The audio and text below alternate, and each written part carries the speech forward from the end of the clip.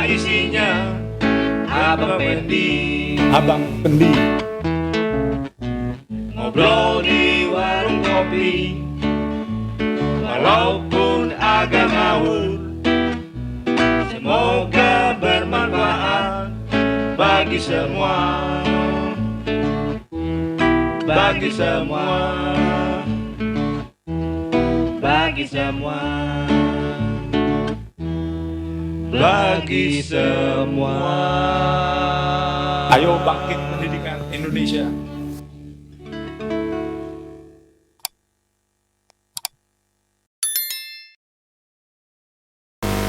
Halo, salam sehat semua.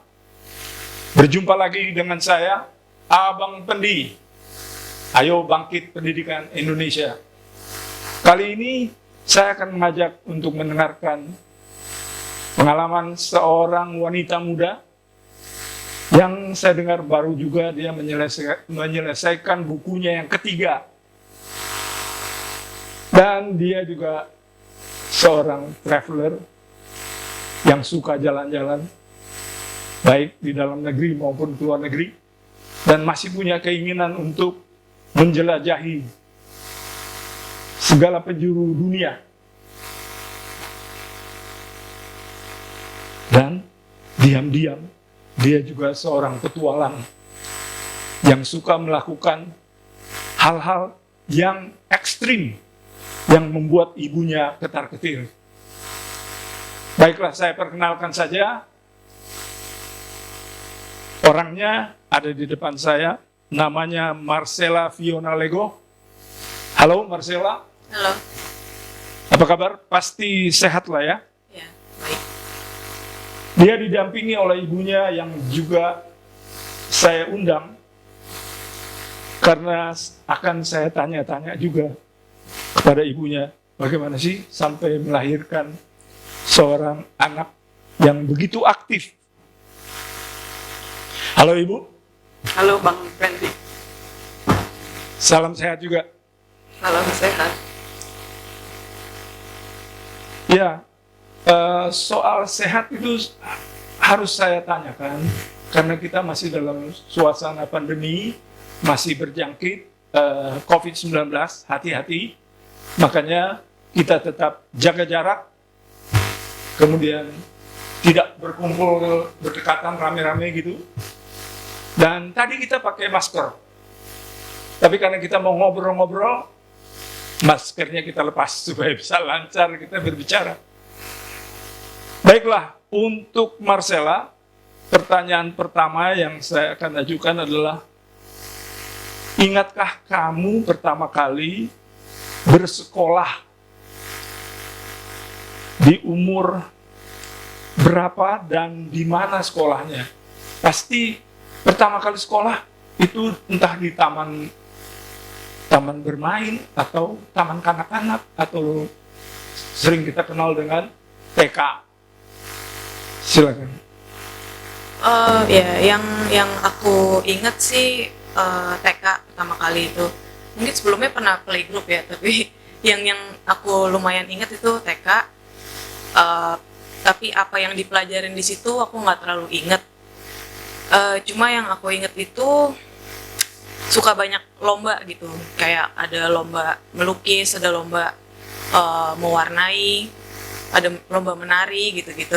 Oh, lumayan tuh, berarti masih ingat dan masih terkesan ya dengan lomba-lomba ya pada waktu di TK. Ya. Ya. Bagaimana kemudian setelah di SD dan SMP? Bisa Marcella ceritakan?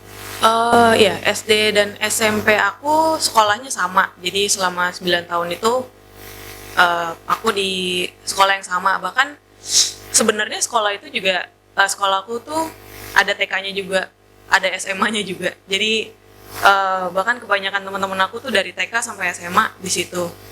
Gitu. Sekarang kalau diingat-ingat ya, SD 6 tahun, kemudian SMP 3 tahun, 9 tahun di sekolah yang sama, apakah bosan? Lumayan. Makanya SMA-nya pindah. Oke. Ya. Jadi nggak mau lanjutkan, padahal di sekolah yang sama itu ada SMA-nya. Ada. Tapi kemudian memilih pindah karena merasa udah cukup lama ya di sekolah itu selama 9 tahun. Tapi itu kan demi pendidikan kita untuk lebih maju. Kemudian memilih kemana SMA-nya? SMA-nya aku masuk di lab school di Kebayoran gitu. Lab school itu salah satu cabang yang dari Rawamangun kalau nggak salah ya. Itu seorang bapak pendidikan juga dia. Beliau yang mendirikan lab school. Kemudian ada cabangnya di Kebayoran. Kalau saya nggak salah ya. Nah, selesai SMA, biasanya anak-anak itu sudah mulai berpikir ada keinginannya sendiri, ada kemauannya sendiri. Apa sekolah atau mau kuliah di mana waktu itu? Mau lanjutkan perguruan tinggi di mana awal-awalnya? Waktu itu ceritanya kan cita-citanya dari kecil mau jadi dokter. Dan itu didukung oleh orang tua ya? Iya. Justru karena mungkin keluarga aku juga dari kakek gitu, terus tante aku juga dokter, terus kayaknya template anak 90-an itu pasti cita-citanya kalau nggak jadi dokter, pilot, astronot, apa lagi ya? Insinyur gitu-gitu. Jadinya ya sampai gede masih ke bawah gitu, aku mau jadi dokter. Terus makanya pas SMA itu aku pilih jurusannya yang IPA. Soalnya kan di situ ada pilihannya, mau ada IPA, mau IPS atau mau bahasa gitu. Pada waktu itu masih ada sistem pembagian gitu ya, atau penjurusan ya? Ya. Ya mulai dari kelas 2 SMA kayaknya kayak gitu. Terus jadi pas kelas 3 udah mesti cari perguruan tinggi, ya yang pasti udah fokus mau cari fakultas kedokteran gitu. Terus maunya juga universitas negeri yang bagus. Soalnya kalau swasta pasti lebih mahal. Dan ya pengennya yang universitas negeri lah gitu. Karena mau yang murah meriah. Yang bagus dan harusnya lebih murah. Terjangkau. Oke. Kemudian jadi yang dipilih adalah akhirnya waktu itu aku milihnya kedokteran ya? Jadi aku pilih, jadi kan kita harus punya pilihan cadangan juga. Jadi yang pertama itu kedokteran, yang kedua itu kebetulan waktu itu aku ketemu jurusannya itu food technology atau teknologi pangan. Jadi itu pilihan kedua aku. Kayak gitu. Terus tapi ternyata yang keterima tuh yang food technology gitu. Oke. Itu melalui, biasanya kalau mau masuk ke universitas itu ada tes atau itu melalui itu dulu ya. Kemudian ternyata keinginan masuk UI, Universitas Indonesia, tapi malah diterima di Pajajaran. Unpad. Bandung. Kemudian apa yang terjadi setelah di Bandung? Jadi aku kuliah di situ, mulai belajar kan, kayak mulai ada mata kuliah pertama tuh, aku inget banget pelajaran pertama yang diajarin itu tentang padi dan jagung. Kayak bener-bener pelajarin tentang strukturnya, tentang kandungannya. Itu kan teknologi pangan ya. Oke. Ya, jadi dari situ tuh aku ngerasa kok kayaknya nggak cocok ya, kayak baru dari situ sih aku ngerasa kayaknya aku emang kurang suka gitu sama IPA dan atau kedokteran pun juga kayaknya emang cita-cita yang kebawa dari dulu aja gitu. Makanya dari situ setelah aku coba lanjutin lagi, tapi setelah 1-2 bulan kayaknya udah nggak 1-2 bulan gitu. Mengikuti kuliah terus merasa tidak cocok. Ya. Kemudian berarti dari situ pindah. Iya, dari situ aku atau Ya pokoknya bilang ke orang tua aku gitu, kayaknya aku nggak cocok. Maksudnya kalaupun dilanjutin pun sayang gitu, sayang waktu aku nggak nikmatin, terus juga masih mesti bayar uang semesterannya lagi kayak gitu. Jadi aku decide buat pulang karena itu juga beda kota kan, waktu itu di Jatinangor gitu. Sih. Oke, sekarang saya beralih kepada ibunya, Ibu Vinaria.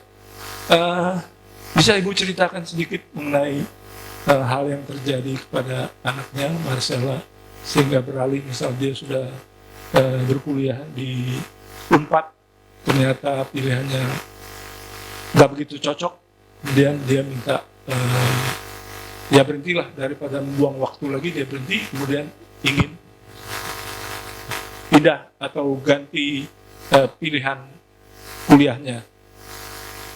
Silakan. Oke, terima kasih. Ya, namanya gimana ya? Karena yang kuliah kan sebenarnya bukan orang tua gitu ya, tapi anak.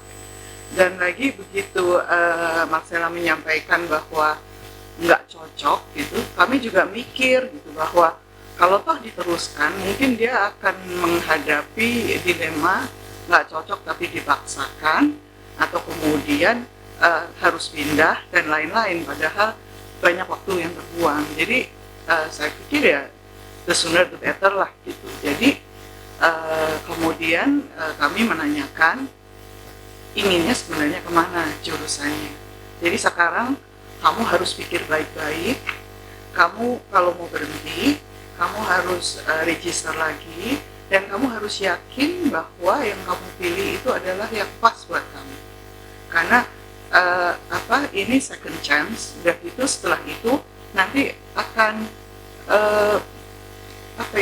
kalau nanti nggak cocok lagi, masa harus pindah lagi gitu. Jadi tolong dipikir baik-baik gitu ya. Jadi itu yang kami minta gitu. Jadi saya juga rembukan dengan ayahnya, kemudian ya sebaiknya memang ya, kalau memang maunya seperti itu oke. Gitu. Apalagi kemudian waktu saya diskusi dengan beberapa teman kerja saya, mereka juga bilang gitu bahwa ya pastilah, soalnya anakku tuh nggak tahu nih mau pindah, mungkin sih dia pengennya ke DKV atau kemana. Oh iya, itu kan jurusannya lebih hard. Ya iyalah, ibunya juga begitu, kakaknya begitu, bapaknya begitu katanya. Masa terus mau melenceng sendiri ke food teknologi gitu. Teman-teman saya juga bicara seperti itu. Jadi saya pikir oke, tapi yang for sure kamu harus menjalankan baik-baik karena kamu sudah rugi 1 tahun. Itu saja sih pesan kita padanya. Orang tua selalu begitu ya, mendukung anaknya, kemudian tidak memaksa. Silakan anak itu memilih bidang apa yang dia suka, ya, untuk dia tekuni nanti ke depannya. Tapi kemudian Marcella akhirnya berkuliah di UMN. UMN itu Universitas Multimedia Nusantara. Oke. Ya, jadi setelah berhenti dari Unpad, ya aku sempat mikir-mikir lagi kira-kira jurusan apa gitu yang cocok. Dan aku coba melihat ke belakang aja, kayak waktu sekolah tuh aku sukanya apa. Kayak misalnya aku sukanya ya kalau nggak pelajaran seni atau pelajaran bahasa Indonesia, bahasa Inggris, olahraga, pokoknya yang mikirnya tuh nggak pakai rumus gitu. Terus gimana tuh maksudnya mikirnya nggak usah pakai rumus? Ya kayak matematika, fisika, kimia itu kan bener-bener ngafalin rumus gitu zaman-zaman SMP SMA. Terus sedangkan seni dan lain-lain itu yang lebih bebas, yang lebih pakai kreativitas kayak gitu-gitu. Dan yang tadi ibu aku juga bilang kayak ibu aku belajarnya arsitektur, kakak aku belajarnya desain interior. Kayaknya aku bakal ke ranah seni atau desain juga. Terus kebetulan waktu itu ngobrol sama teman-teman, mereka beberapa tuh ada yang mau masuk jurusan desain komunikasi visual. Terus akhirnya aku pilih itu gitu. Spesifiknya ke desain grafis. itu sih. Akhirnya selesai ya di UMN. Ya. Berapa tahun tuh? Ingat nggak berapa tahun? 4 sih. 4 tahun. Ya, 4 atau kurang ya. Kemudian apa gelar yang Marcella dapatkan? Sarjana seni, SSN. Sarjana SSN jadi ya. Sarjana seni Ya. SSN. Saya potong sedikit. Ya, silakan. Jadi karena sudah janji akan kuliah lebih baik gitu ya. Jadi Marcella memang menepati janjinya gitu. Jadi dia selesai sebelum 4 tahun. Kemudian juga nggak pernah ngambil semester pendek untuk ngulang gitu ya. Jadi dia menepati janjinya dan memang hasilnya juga selalu memuaskan lah gitu ya, angka-angka pada waktu capaian-capaian ini. Jadi dia menepati janjinya. Wow. Itu liku-liku yang harus dihadapi oleh anak-anak ya di sekolah, kemudian tantangannya harus menghadapi semua yang dipikirkan, yang disukai, kemudian dijalankan, kemudian berusaha untuk cepat selesai gitu ya. Kemudian ada perasaan puas dong, aku akhirnya berhasil. Seperti apa perasaan waktu itu? Pas lulus kuliah, Lulus ya, setelah lulus kuliah. rasanya ya seneng sih. Ada kepuasan Seneng, gitu ya? iya puas. Tapi karena emang ya yang kayak aku bilang sebelumnya, kayak kalau aku menikmati gitu nggak berasa. Jadi emang dari semester 1 sampai akhir sampai lulus tuh senengnya sama gitu levelnya. Oh, oke. Tapi kan kemudian pasti berpikir bahwa kemana nih aku kerjanya, atau udah langsung kepikiran gitu ya, ingin mencari pekerjaan sebagai apa atau di mana. Bisa Marcella ceritakan itu sedikit? Oh ya, begitu lulus karena penjurusan di DKV-nya itu aku pilih desain grafis, jadi aku langsung cari kerja sebagai desainer grafis gitu. Kebetulan waktu itu ketemu gitu, ada lowongan di disebut perusahaannya atau Ya nggak apa-apa, soalnya memang itu kenyataan. di Hero apa ya, Hero Group tuh, Oke. supermarket. Terus aku jadi desainer grafis di situ. Itu mungkin sekitar 3 bulan kali ya, karena waktu itu kontrak. Jadi emang kebetulan Kerja kontrak desainernya maksudnya? desainernya cuma butuh 3 bulan, terus udah gitu. Kemudian? Ya setelah itu, jadi waktu itu aku punya bos kan di Hero Group ini. Terus aku juga sempat mungkin menyampaikan gitu, aku suka nulis, terus aku pernah nulis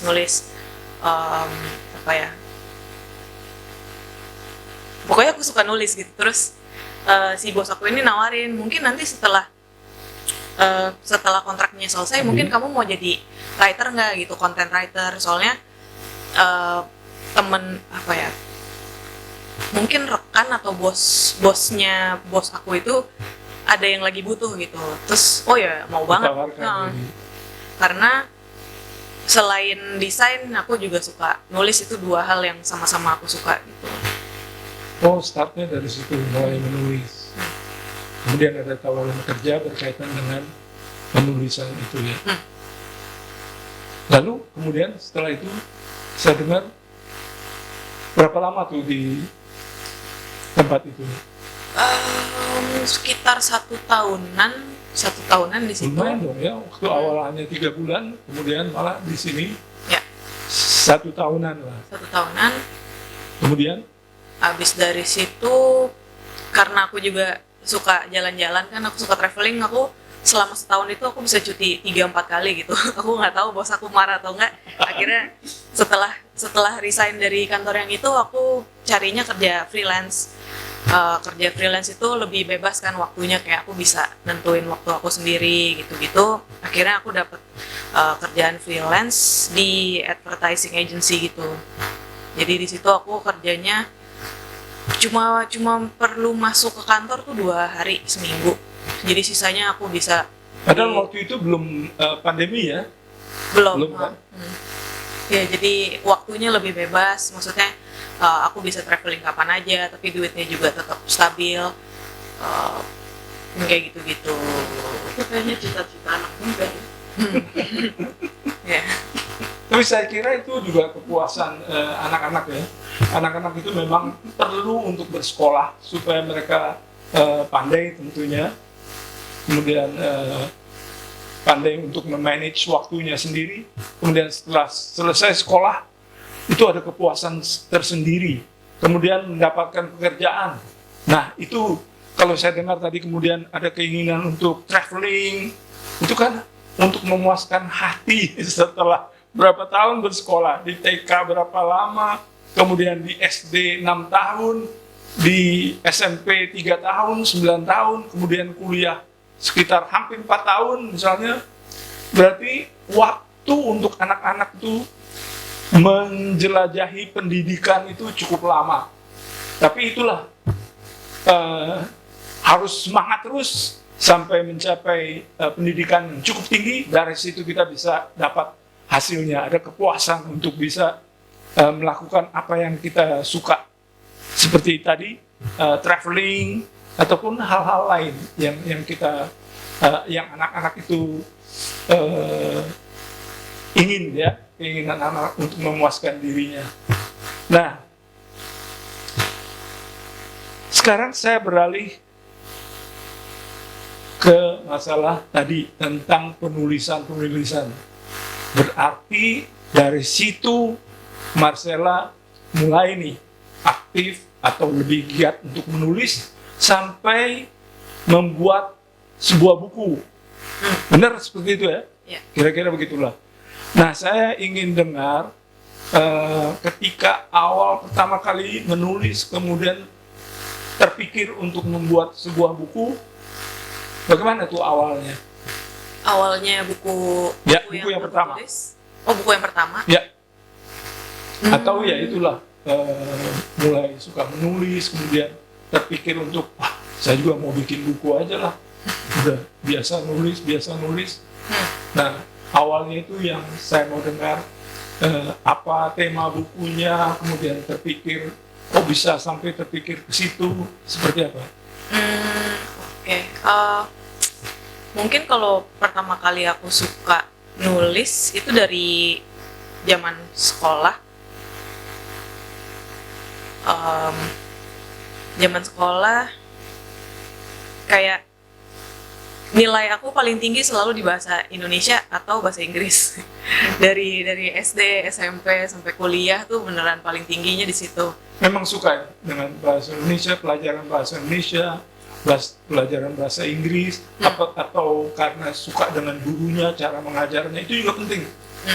Ada kaitannya nggak? Mengapa sampai suka pelajaran bahasa Indonesia, kemudian juga bahasa Inggris? Karena guru-gurunya enak misalnya.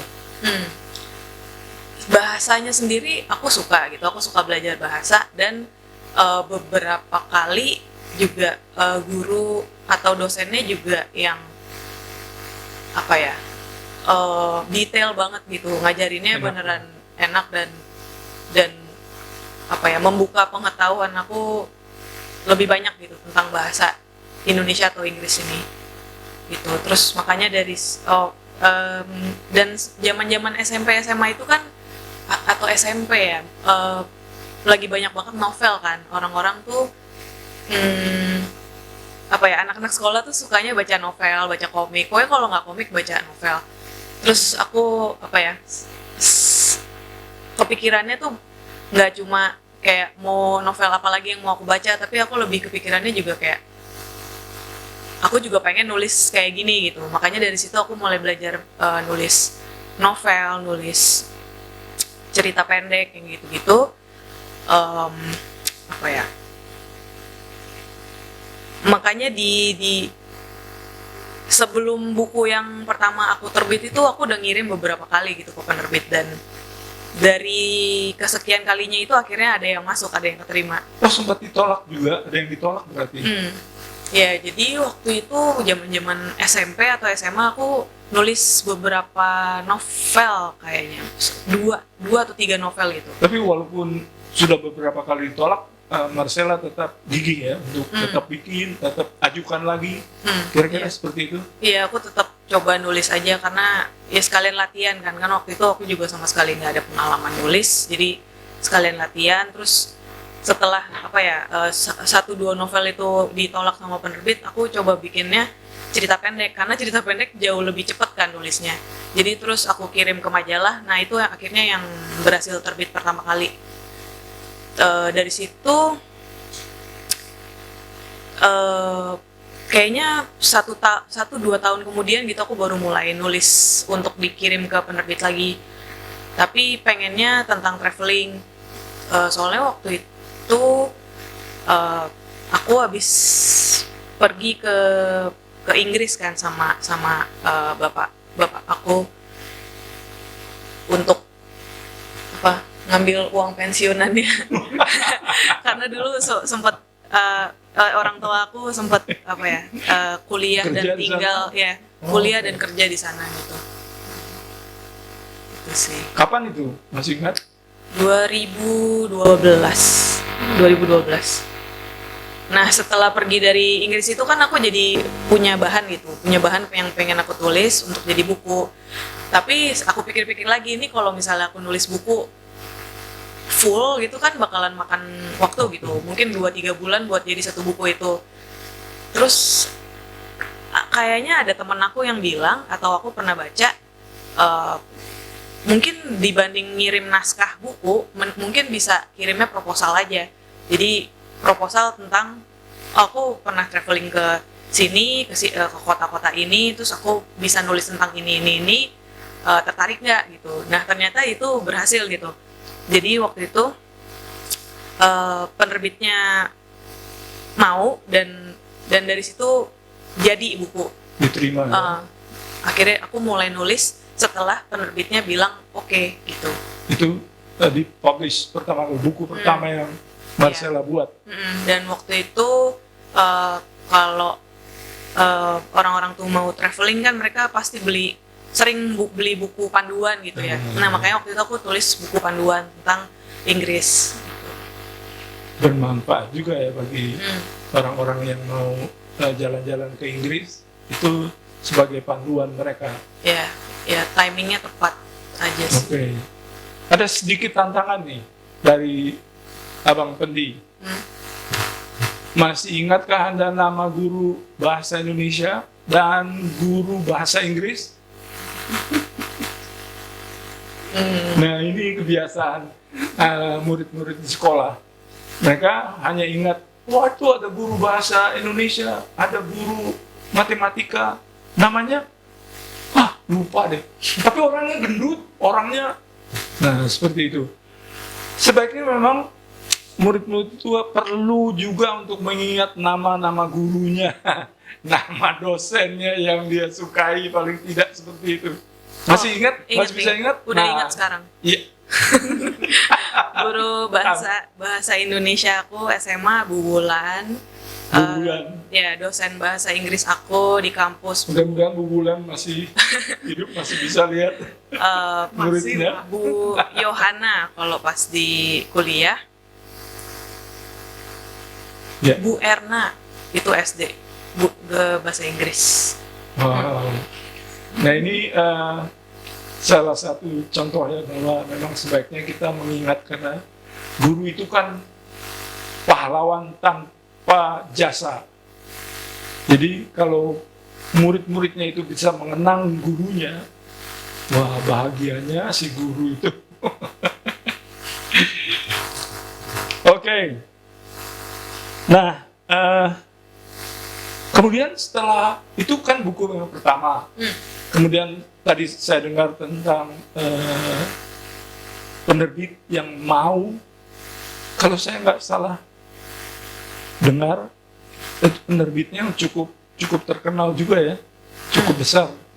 Ya. Jadi dari situ karir Anda sebagai penulis dimulai. Ya. Dan mulai dinilai ya.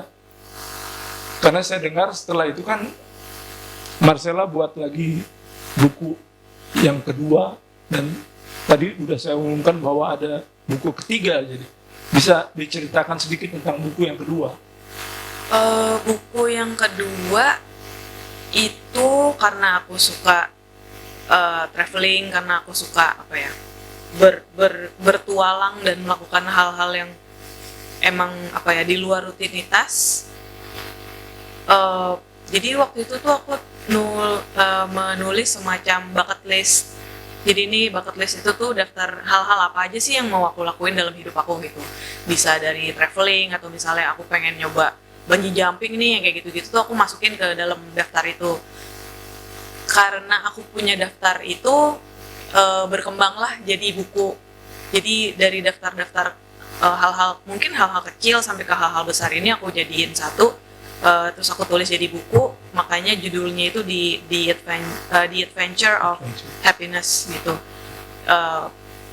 Isinya sih tentang hal-hal apa aja sih, hal-hal apa aja yang mungkin apa ya bisa membuat hidup tuh lebih menyenangkan gitu, lebih seru gitu. Jadi apa ya, mungkin contohnya yang kayak tadi aku bilang, mungkin nyoba bungee jumping atau nyobain makanan tertentu di daerah mana gitu, yang kuliner khas. kuliner khas. Apa ya, itu sih yang aku inget. Oke. Ya, skydiving. Saya boleh dengar lagi dari Ibu Vinaria komentar tentang penulisan buku yang dilakukan oleh Marcella ya. Menurut Ibu, apakah ada menurun mungkin faktor keturunan sehingga anak itu suka menulis dan lain-lain? Bisa Ibu ceritakan sedikit? Nurun mungkin ada juga sih mungkin ya. Ayah saya tuh juga sering menulis dan tulisannya tuh juga bagus. Tapi karena ayah saya dokter, jadi kan mungkin lebih banyak waktunya untuk yang hal-hal yang sifatnya sains gitu ya. Tapi kalau sedang menulis gitu juga puitis sekali gitu. Nah kemudian kalau saya sendiri, saya juga kebetulan senang menceritakan hal-hal yang biasa-biasa aja, tapi ya jadi cerita gitu ya. Tapi nggak terlalu serius seperti yang Marcella lakukan jadi buku. Jadi kadang-kadang saya sering menulis di, apakah itu di, sekarang kan ada Facebook, ada Instagram, kadang-kadang saya suka menulis di sana gitu. Tapi udah lama nggak nulis gitu kan, banyak kegiatan. Nah jadi hal-hal seperti itu yang, jadi mungkinnya sih nurunnya dari pihak ayah saya, kakeknya juga, ya, kakek dari Marcella. Ya juga dari saya juga gitu ya. Tapi kalau yang hal-hal yang menantang itu, yang kadang-kadang bikin deg-degan gitu ya, itu yang pasti bukan dari saya gitu ya. Okay. Saya pikir sih dari ayahnya gitu, lebih dari ayahnya kalau yang hal-hal seperti itu ya. Saya kembali lagi ke Marcella ya Bu. Kembali dengan pengalaman membuat buku, menulis, bisa Marcella jelaskan sedikit langkah-langkah apa sih sebaiknya, karena ini mungkin saya harap banyak yang nonton, siapa tahu mereka ada keinginan juga untuk membuat buku atau menjadi penulis seperti Marcella. Bisakah dikasih atau diberikan tips-tips atau langkah-langkah awal untuk akhirnya menjadi penulis? Tips ya. Atau langkah-langkah awal deh, seperti apa? Seperti tadi Marcella udah ceritakan misalnya, oleh karena pihak salah satu kantor waktu itu menawarkan untuk menulis sesuatu untuk perusahaan. Nah mungkin hal-hal seperti itu, kemudian bagaimana langkah-langkah berikut? Yang pasti coba menulis terus aja, kayak karena menulis itu semacam bercerita juga ya? Ya itu kayak latihan gitu, latihan untuk semakin banyak kita nulis, semakin bagus tulisan kita. dan semakin banyak hal yang bisa kita jadiin tulisan gitu. Mulai dari hal yang kecil aja kayak apa ya, misalnya oh hari ini aku ngapain gitu. Jadi Semacam diary. ya bisa semacam diary, bisa jadi cerita misalnya di post Instagram kan juga sekarang tuh udah banyak tuh jadi eh, cerita untuk postingan hari itu apa gitu. Em, dari situ sih bakal apa ya, terus terasah aja, semakin banyak yang kayak aku bilang, semakin sering kita nulis, semakin banyak yang kita tulis, semakin apa ya, semakin percaya diri juga gitu sama tulisan kita. Oh ternyata tulisan kita bagus, atau misalnya eh, apa ya, soalnya aku fokusnya bukan aku nulis karena aku suka gitu. Bukan keinginan untuk menjadi penulis awalnya. Iya, Ya. iya. Oke. Saya pikir memang kalau siapa saja mau mulai untuk menulis, tulis saja apa yang terpikirkan, lakukan, ceritakan apa yang ada di pikiran itu, kita menghadapi apa atau ada pengalaman apa, mulai saja menulis, ceritakan apa yang kita alami, apa yang kita berkesan di pikiran kita, tulis. Kemudian nanti kan kita baca kembali apakah oh ini ada perbaikan-perbaikan dan lain-lain. Nah itulah awal untuk menulis. Kemudian tentu ada tahapan-tahapan berikutnya bagaimana sampai bisa disalurkan ke penerbit, ditawarkan ke sana. Dan seperti Marcella tidak sekali jadi bahwa dia tawarkan ke penerbit kemudian diterima, ditolak. Coba lagi, ditolak, coba terus. Kalau misalnya sudah 5 kali, belum 6 kali. Kalau sudah 10 kali, belum 11 kali. Seperti itu. Terus, gali terus, jangan cepat menyerah. Itu dari saya, Bang Fendi.